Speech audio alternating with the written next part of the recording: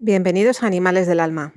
Soy Pilar Zamarra y vamos a continuar con el tema que nos ocupaba últimamente, que es una clase sobre los cuidados veterinarios en casa, aspectos prácticos de la administración de medicamentos a gatos. Si bien la mayoría de los temas que se comentan son aplicables a otras especies domésticas que tengamos en casa. Bien, como sabéis, estos vídeos los he hecho en colaboración con el equipo veterinario de la Clínica Michigan de Aranjuez. Este es el cuarto y último vídeo y viene a ser como una especie de anexo o epílogo, o como lo queráis llamar, porque vamos a hacer un repaso por algunos puntos de las clases anteriores, pequeñas cosas que se han podido quedar en el tintero y que nos hemos dado cuenta que forman parte de preguntas frecuentes de las personas que en un momento dado en la consulta pues tienen dudas que son muy básicas sobre qué pasa cuando yo llegue a casa y tenga que administrar este medicamento al animal. También vamos a dedicar parte de este vídeo a explicaros qué ocurre con los medicamentos cuando han caducado. Esta información es interesante tanto para medicamentos que usemos nosotros, humanos, como para medicamentos de veterinaria. Es lo mismo, el criterio viene a ser el mismo y es muy interesante sobre todo para protectoras de animales que, bueno, cuentan con pocos recursos y a veces dudan si un medicamento que ha caducado lo pueden volver a seguir utilizando o no. Os diré que siempre recurráis a la opinión de vuestro veterinario de confianza, de vuestro farmacéutico de confianza. Si bien toda la información que os vamos a dar está contrastada, porque además para el tema de fechas de caducidad, yo personalmente he buceado bastante y, bueno, como enfermera tengo cierto criterio como para hacer una recopilación y además hoy día ayudado por herramientas de búsqueda de artículos científicos para ver exactamente qué criterios son los que se pueden tener en cuenta a la hora de decidir si usamos un medicamento cuya fecha de caducidad ya ha pasado o no, ¿de acuerdo? También quiero dejaros aclarado un término. A veces cuando yo hago los audios de los vídeos, los voy haciendo en función de unos esquemas y unas diapositivas que os voy a presentar, porque yo empecé haciendo los cursos, el primero fue el de flores de Bach en animales, pero los demás en audios de Telegram. Y entonces algunos dicen, bueno, con escuchar es suficiente. Procuro en estas clases, todas las clases que he hecho después, apoyar en material audiovisual, en fotografías que he ido recopilando para que veáis exactamente de lo que yo quiero hablaros. Como os comentaba, en la cajita de descripción de cada vídeo hay otros vídeos, o bien de este canal o de otros canales de veterinaria que están muy bien para que veáis las técnicas sobre la aplicación de estos cuidados veterinarios en casa. Es decir, material hay en todas partes, hay que procurar tener criterio y encontrar material de no cualquiera haciendo las cosas de cualquier manera, sino bueno, una clínica veterinaria que veas que te lo explica bien y poder apoyarnos en eso. De todos modos, el contenido de la clase, que lo dividí en 3 partes de alrededor de 30 minutos, alguna un pelín menos, otras un pelín más, para no hacerlas demasiado largas, también os digo que es conveniente escucharlas en el orden adecuado para no perdernos el contexto, porque la técnica es algo que puedes aprender in situ en la consulta con tu veterinario y luego ya en casa adaptarlo a tus posibilidades, a tu entorno y sobre todo, y lo principal, a tu animal, a tu gato. Pero todas las consideraciones generales que se han tratado, o sea, ha habido que hacer un esfuerzo para unir todas las piezas del puzzle. Tened en cuenta que os hablo desde la actitud a tener, el diálogo con los veterinarios, la elaboración del plan terapéutico. O sea, se ha hablado de elementos de seguridad como el collar isabelino, de cómo purgar una jeringa, lo vamos a hablar también ahora, algunas dudas. Es decir, la preparación de los comprimidos, son tantas cosas que lleva su tiempo, pero yo recomiendo escuchar todos y cada uno y ver las diapositivas de todos y cada uno de los vídeos y luego consultar abajo y ampliar con los enlaces que os damos o vosotros mismos buscando donde queráis. Pero como os decía siempre, en base a vuestro veterinario de confianza y a vuestro farmacéutico de confianza. Yo son figuras en las que me apoyo siempre. Y soy enfermera y necesito ese apoyo. Cuanto más alguien que en un momento dado lee un informe y no entiende un término, porque no tenéis por qué entenderlo si no sois personal sanitario, lógicamente. Esto es como cuando yo me leo un contrato legal, no soy abogado y hay muchísimas cosas que se me escapan y tengo que recurrir a preguntar. Pues ya está, no pasa nada. Una de las claves que di en la primera clase, estamos aquí todos para aprender. Bien, pues no me enrollo más, que es mi principal defecto con estas cosas. Y vamos al lío. En primer lugar, en cuanto al tema del estrés, que decíamos que el objetivo es disminuir, evitar y disminuir el estrés que supone el hecho de dar la medicación en casa. No solamente estamos hablando de estrés en general cuando hablamos de estimulación ambiental, no, por el hecho de dar el medicamento, evitar perseguir al animal, forzarle, apretarle demasiado fuerte, agarrarle demasiado fuerte, estresarle, ¿no? Y más cuando es un tratamiento de un día y otro, o de varias veces en un día, etcétera, etcétera. Entonces, esto era lo fundamental. Considerad, y es que hablé poco de esto y quiero señalarlo más, cuando el animal ha sido operado. Mirad, está descrito como tal en medicina, se habla del estrés postquirúrgico. Es decir, el hecho de que hayas abierto a una criatura para operarla, el dolor con el que despiertas, si os han operado de algo, lo sabéis, es tremendo. Entonces, se van a utilizar, por supuesto, medicamentos para controlar ese dolor, pero aún así todo, la confusión, el miedo que hayan pasado hasta que llegaron a dormirles en quirófano. Son muchísimos factores y no hablemos ya si encima estamos hablando de animales sensibles. Es algo muy complicado. Entonces, ya solamente por el tema del dolor, se amplifica mucho cuando hay una cirugía reciente. Es imprescindible que consideréis, una vez que el animal está dado de alta en casa, cambiar el chip vuestro, de la familia, de quien haga falta, y el animal va a necesitar un entorno mucho más tranquilo de lo habitual.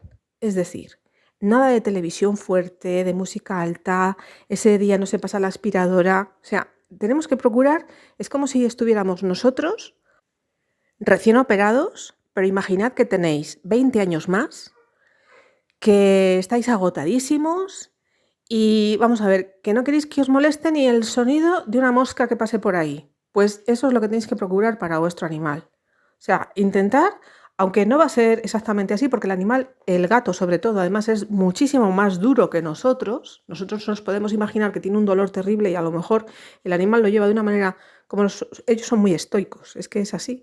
Es que son muy estoicos y no le dan vueltas a la cabeza y no van a estar, ay, qué malito estoy, como cuando nos pasa algo a nosotros. Pero quiero que entendáis eso, que si a vosotros no os apetece nada que os molesten cuando tenéis una gripe, pues con el animal igual.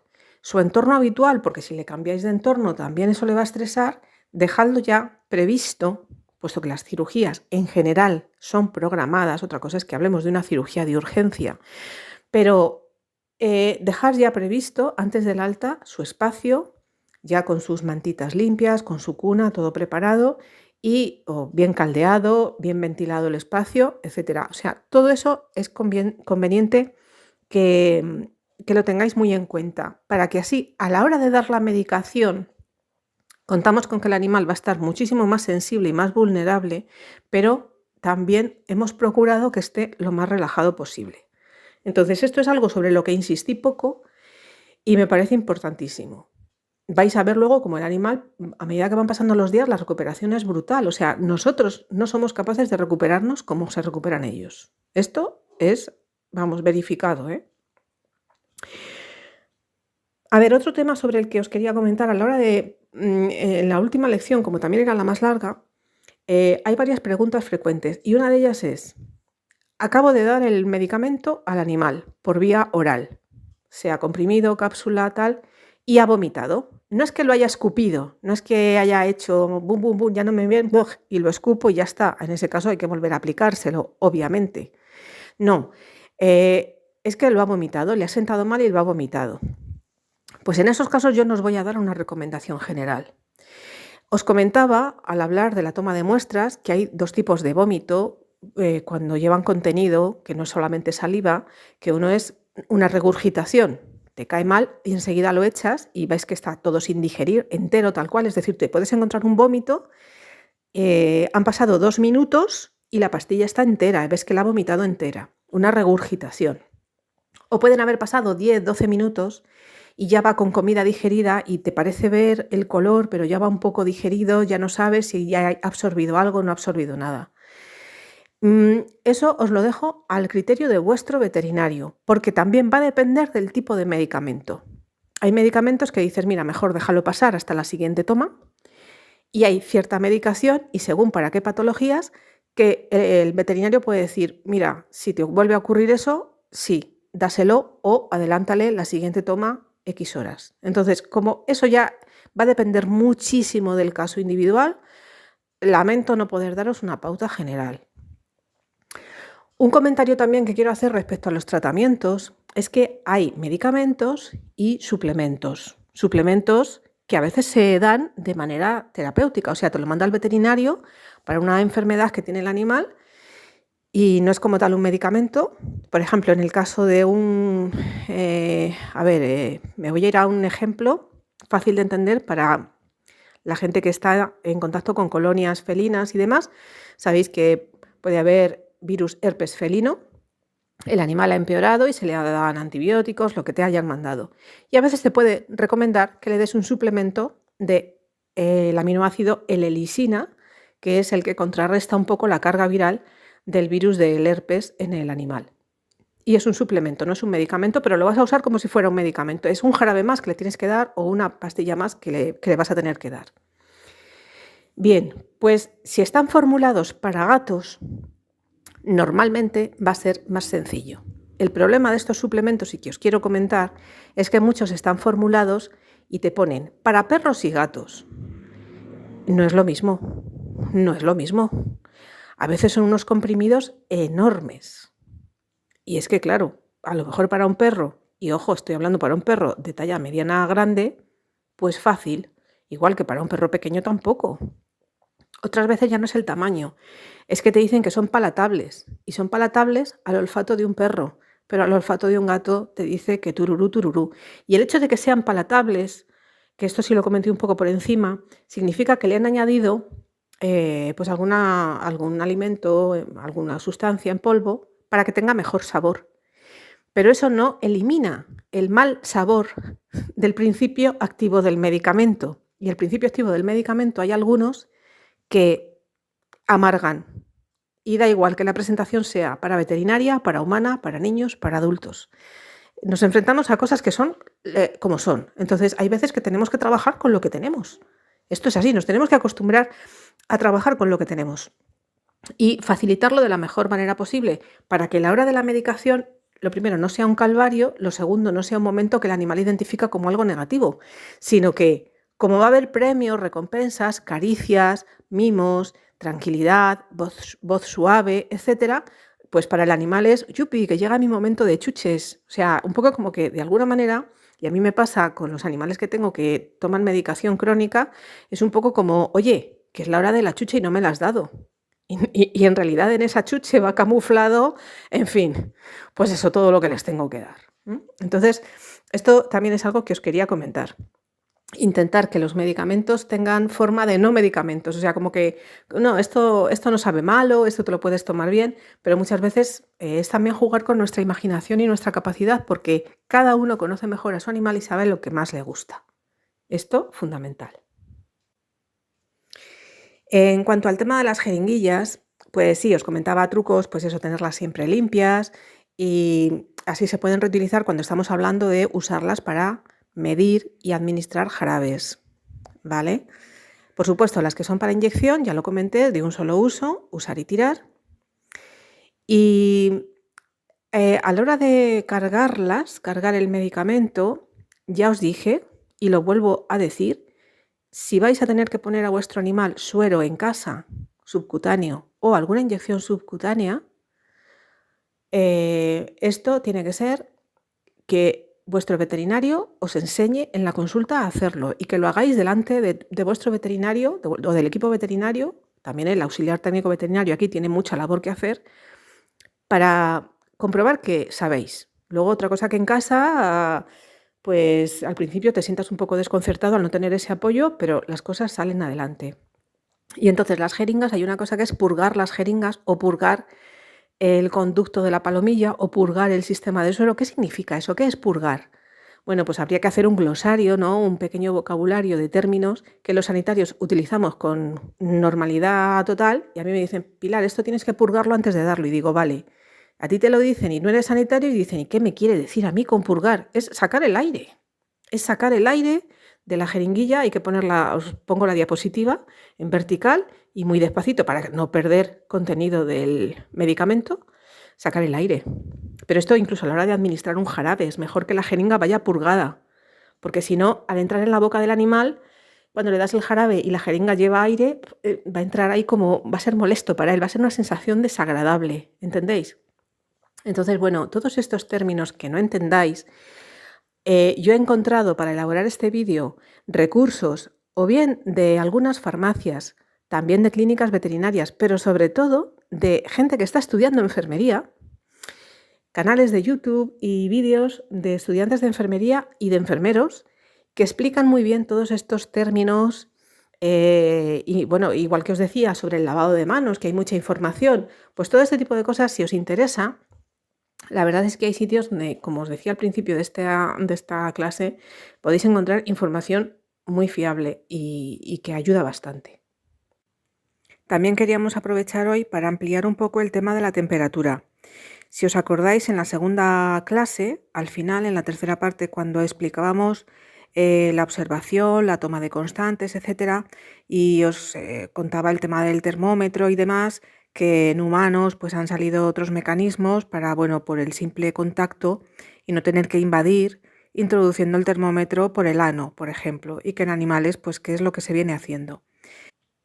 Pues bien, para los animales que ya tienen el chip implantado, esto tendrá que seguir siendo así por ahora. Sin embargo, para aquellos animales que se adoptan ahora ya o que nacen ahora y ya se les pone su chip, hay un invento que a mí me ha dejado loca, no lo conocía, la verdad. Ahí os pongo la fotografía y me lo han dicho aquí en la clínica Michigan porque ellos lo están implantando especialmente en gatos, porque al no tener que poner el termómetro por el culete les quitas mucho estrés. Y de lo que estamos hablando aquí es de eso, de prevenir el estrés.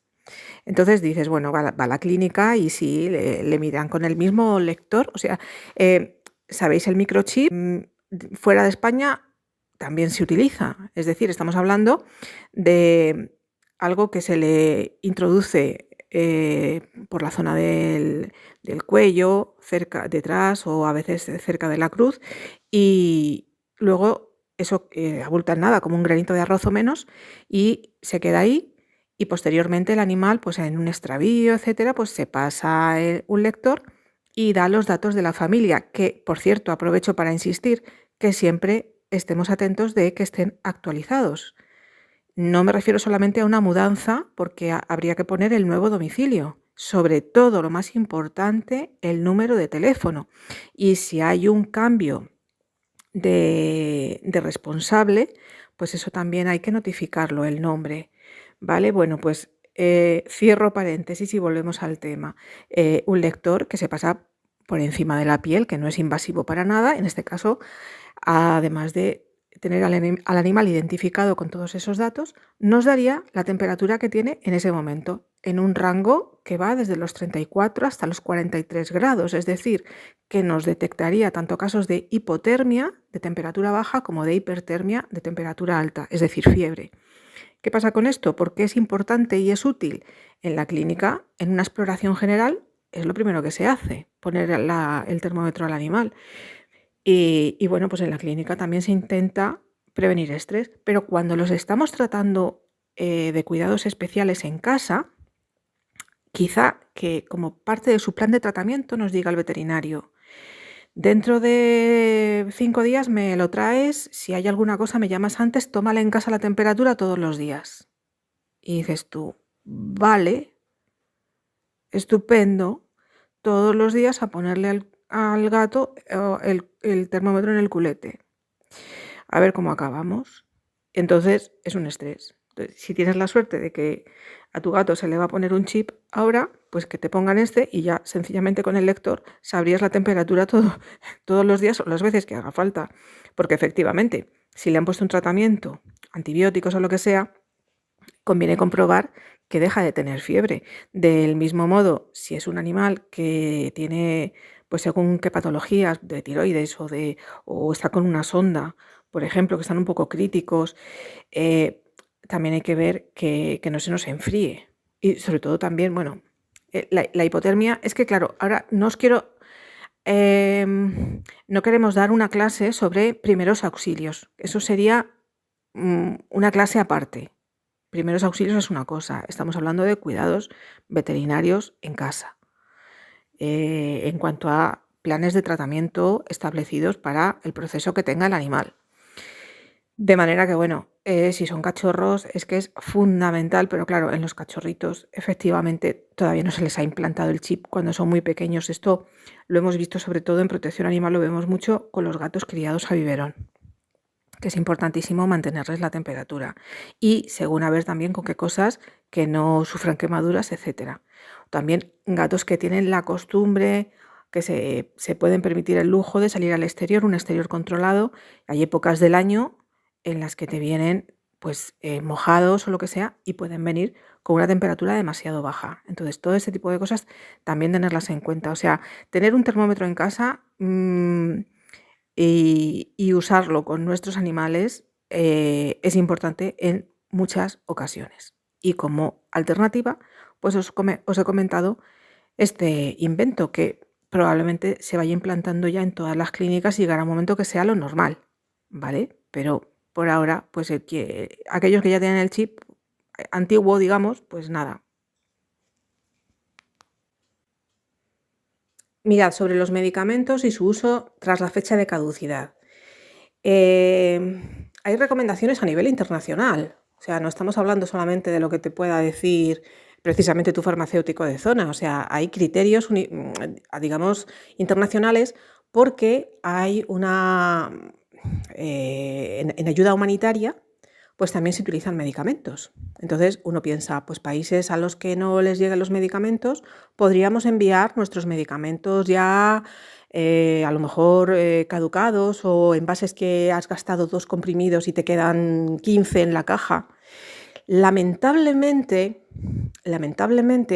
cuando uno lleva los medicamentos al punto sigre de la farmacia, aquí en España hay una cosa que se llama el punto sigre de la farmacia, que es a donde tú llevas los medicamentos, jarabes empezados, inhaladores que han terminado, que ya están vacíos. Todo esto, ellos lo derivan a una empresa, a unas empresas, que de lo único que se encargan es de la destrucción de ese material químico y sus envases correspondientes mediante, de alguna manera, técnicas que garantizan que no se va a contaminar el medio ambiente. O sea, la prioridad es esa. De lo que se trata no es de reciclar nada. Si tú quieres los prospectos y las cajas de cartón, las echas tú al contenedor del papel, por ejemplo, ¿no? Pero aquí de lo que se trata es de que no contamine, de que la gente no tire los jarabes empezados, como hacía mucha gente antes, por el inodoro o por el lavabo, y eso es química, y eso va a la circulación general de la localidad, ¿no? Entonces, bueno, se trata de que todo eso, para que luego no contamine el nivel freático, todas estas cosas, pero en el punto sigre no se discrimina si hay cajas enteras de un medicamento incluso sin caducar y que podrían venir muy bien en una residencia de personas mayores o que podrían venir muy bien. No, porque eso, a ver, intereses de la industria, o sea, tampoco interesa. Y también tiene un coste separar medicamentos para decir los desvío a ayuda humanitaria. Incluso, ya no digo ni siquiera fuera del país, dentro de tu país.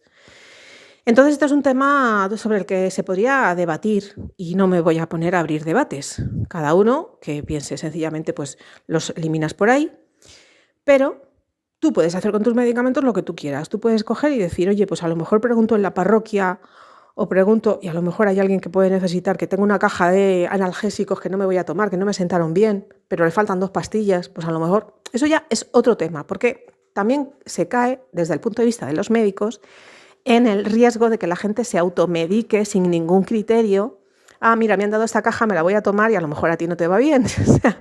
Y en veterinaria, os lo dije desde el principio, es extremadamente peligroso jugar a ser veterinarios viendo canales en internet, incluso es decir, o sea, yo siempre os digo, tenéis que ir a vuestro veterinario si el gato, el animal, el que sea, tiene un problema de salud. Os lo digo siempre. Entonces, no se puede jugar a ser veterinarios, ni a automedicar a los animales, ni a preguntar en redes de, oye, mi gato parece que tiene esto, ¿al tuyo le diste eso? Pues igual se lo doy yo y le va bien. Eso a mí me pone los pelos de punta. No se debe de hacer. Entonces, cuando ya hay un criterio y personal formado coge este tipo de medicamentos y dice, bueno, vamos a ver si se pueden reutilizar o no. ¿Qué nos dice la literatura o qué nos dicen las recomendaciones internacionales? Esto es lo que yo os voy a comentar sobre las fechas de caducidad, ¿vale? Con sentido común y con criterio. Y os lo voy a leer textualmente porque son unos textos que me he bajado expresamente y que me he asegurado de que no sean solamente textos en los que se basan las farmacéuticas porque tengan intereses, que sabéis que yo en Animales del Alma, Agenda 2030, para nada, para nada. Entonces, yo todas esas, y esto ya no estoy hablando de mis colaboradores de la clínica, esto estoy hablando por mí. O sea, sentido común al máximo y intereses los de las personas y los animales que estamos a pie de calle tirando hacia adelante. Entonces, el uso de medicamentos tras su fecha de caducidad solo puede considerarse cuando, primero, no existe una alternativa disponible inmediata y la situación compromete la salud pública. Imaginad una superepidemia y, oye, que no tenemos de esto. Bueno, vale. Segundo, el medicamento ha sido almacenado en condiciones óptimas y su aspecto físico no presenta alteraciones. Esto es fundamental. Tú piensas, este medicamento ha pasado la fecha de caducidad, pero este jarabe tiene un aspecto, pues desecharlo. Esta pomada abres el tapón y el aceite, huele a rancio, desecharlo directamente, ya te está diciendo que está estropeado, no hace falta casi ni mirar la fecha de caducidad. Sin embargo, estamos hablando de comprimidos que están bien cerrados en sus blisters, que han sido correctamente almacenados, porque en esos vídeos que os he recomendado también en algunas cajitas de descripción de esta clase, sobre limpieza y orden en el hogar con animales, os he hablado sobre el botiquín en casa y tener el botiquín en el baño o en la cocina es un error. ¿Por qué? Por la oscilación de temperatura, humedad que hay en esas habitaciones habitualmente. Entonces tienen que estar los medicamentos almacenados en lugar fresco, seco y alejado de la luz. Siempre te dicen eso y es así. Otro criterio para su uso tras la fecha de caducidad. Se cuenta con evidencia científica que respalde su integridad. Pues hay medicamentos que es así, ¿vale? O bien se trata de un medicamento no crítico en términos de esterilidad o margen terapéutico estrecho. Es decir, bueno, no es imprescindible. De hecho, en la nomenclatura de las cajas, en la mayoría solo viene un círculo, aquí en España, un círculo que lo único que dice es que se necesita receta médica para que te lo den, punto.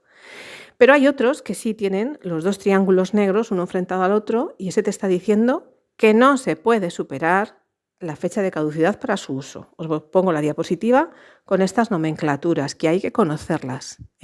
Cuando nos llega una caja de medicación a las manos y tiene dentro un prospecto, hay que leerse todo lo que viene por fuera de la caja, leerse el prospecto y también saber identificar todo este tipo de símbolos, ¿vale? En resumen, ¿qué medicamentos se pueden conservar y usar excepcionalmente? Bueno, pues diversos estudios te indican que hay algunos medicamentos sólidos, es decir, comprimidos básicamente, mantienen su eficacia por años tras su caducidad.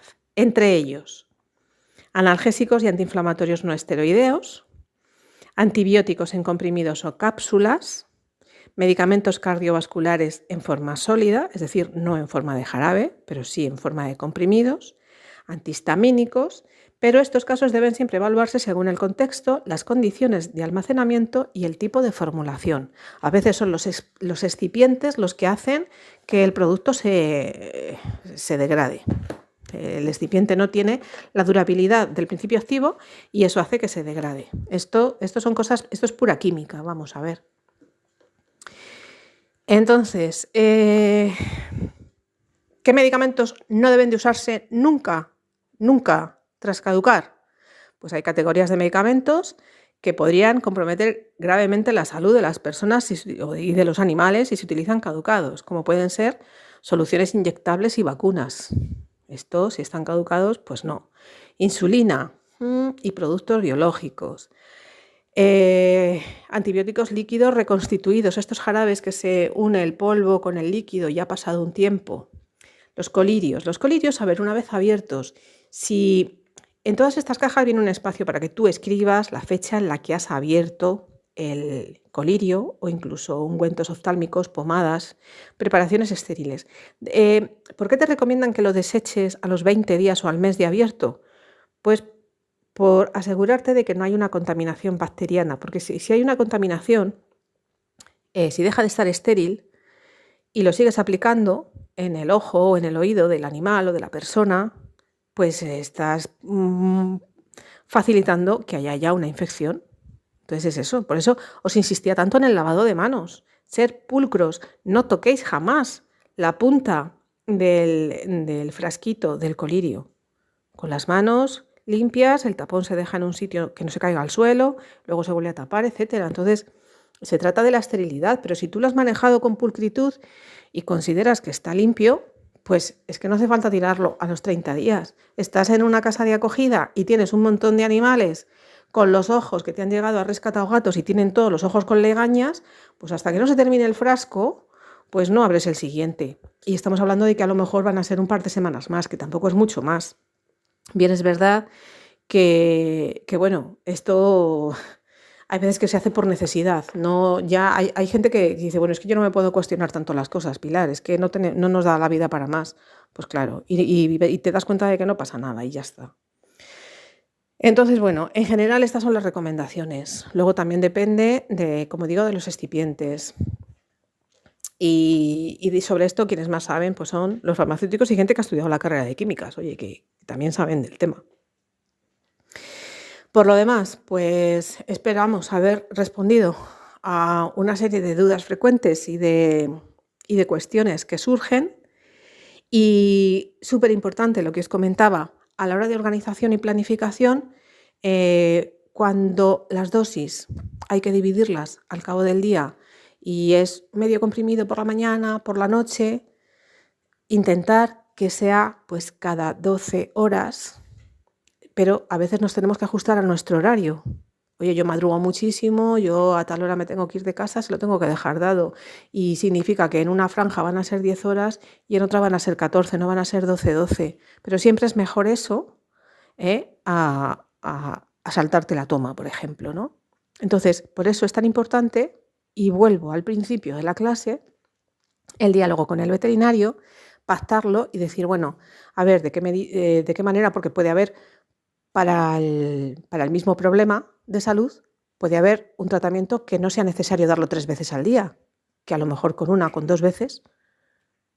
El problema ahora mismo en España también es el tema del Real Decreto 666 que se sacaron y que no permite, o sea, coarta la libertad del facultativo veterinario en este caso, para recetar lo que realmente entiende que habría que recetar en primera instancia. Pero bueno, que también sobre todo este tema, pues ellos pues pueden elaborar informes y justificar de alguna manera en qué animales sí se puede dar según qué producto o hay que cambiar a otro, etcétera. Es decir, que como todo es a base de diálogo, a base de confianza y a base de saber que estamos, lo principal de todo, yo os digo, por mi experiencia, gracias a Dios, estamos en buenas manos.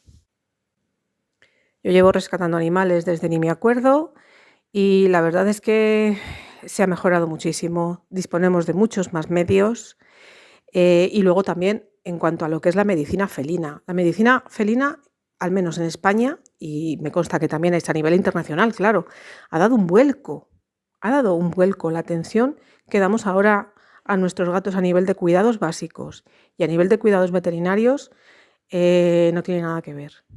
Tú antes podías tener un gato muy longevo, por supuesto que sí. Podías tener un gato que estuviera 20 años contigo, claro que sí. Pero ahora cada vez conseguimos más esos objetivos. ¿Por qué? Porque tienen mejores cuidados, mejor calidad de vida. Y esto es algo que depende totalmente de la voluntad de la familia que tiene el animal, porque al fin y al cabo es un gato que necesita libertad para vivir y la mayoría en las ciudades están metiditos en un piso. Entonces, el tema del estrés es algo que conviene ya, el estrés y la sensibilidad del animal, y os vuelvo a referir, abajo tenéis el enlace a la clase sobre sensibilidad del gato doméstico. Esto es algo que conviene que todos entendamos ya de una vez. Por eso en este vídeo se ha procurado, en estas clases se ha procurado ofrecer ese punto de vista en el que se adapta el tratamiento al gato y no al revés. Se hace un manejo felino amable, es decir, todos estos términos que antes eran, vamos, no pasaban ni por la cabeza de nadie, ¿de acuerdo? Entonces, yo siempre os dejo con un mensaje de optimismo y de esperanza y ánimo, que seguro que vosotros, vamos, podéis cuidar a vuestro animal de maravilla. Si estáis escuchando estas clases es porque os interesa, o sea que ahí ya estáis avanzando muchísimo. Muchísimas gracias.